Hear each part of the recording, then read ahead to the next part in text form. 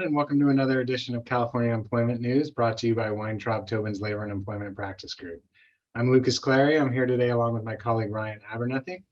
Today we are going to discuss what employers should know about maintaining employee records, both in terms of legal compliance and as a best practice. We will go over the various records that employers may need to create and maintain from the hiring process all the way through the end of the employment relationship. So Ryan, before we get into what specific records employers should maintain, can you talk a little bit about why proper record retention is so important?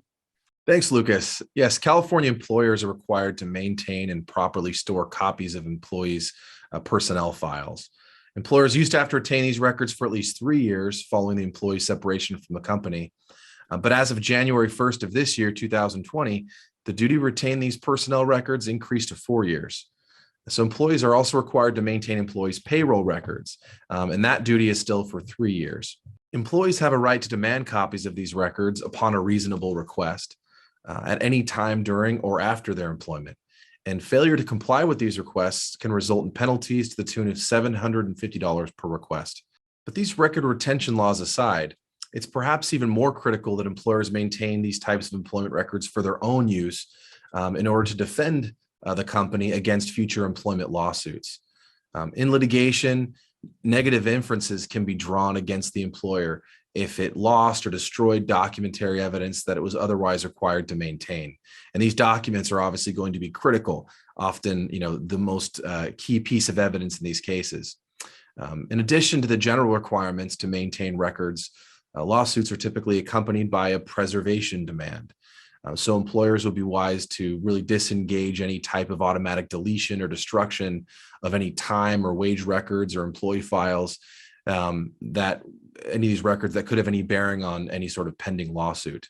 And this might even include a duty to preserve electronic information such as emails or even surveillance footage. So Lukas, why don't you tell us a bit more about what type of records employers are required to maintain under these statutes? Well, let's start from the beginning. During the hiring process, employers have an obligation to verify each employee's eligibility to work. That information is compiled on I-9 forms, which are required to be maintained for either 3 years from the date of hire or 1 year from termination, whichever is longer. Employers will also begin to compile those personnel records that Ryan was just mentioning. So, as you mentioned, Ryan, personnel records are required to be maintained for at least 3 years after the termination of employment. So what comprises that personnel record?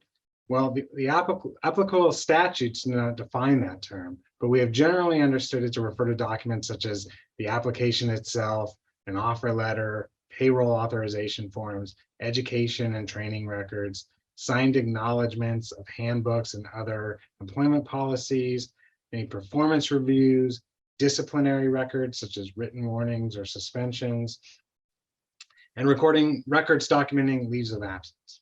Certainly anything that you have an employee sign will be maintained in that personnel file as well. Finally, there are time and pay records, which Ryan mentioned should be kept for 3 years as well. Employers should keep copies of all wage statements or some other documentation that contains all of the information that is required to be on a wage statement.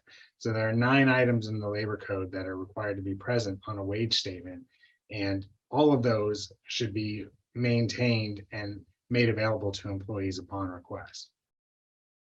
Employers should also maintain the time records, any time entries showing when employees began and ended a shift and when they began and ended any meal period within the shift. Those should also be kept for at least 3 years and ideally 4 after employment ends. So these are the records that you want to maintain and make available as employees ever request them. Great. Thank you very much, Lukas. And well, that's it for now, everybody. Thank you very much for joining us.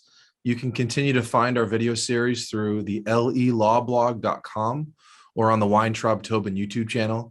Again, thank you all for joining us, and we look forward to reconnecting next time with the next edition of California Employment News.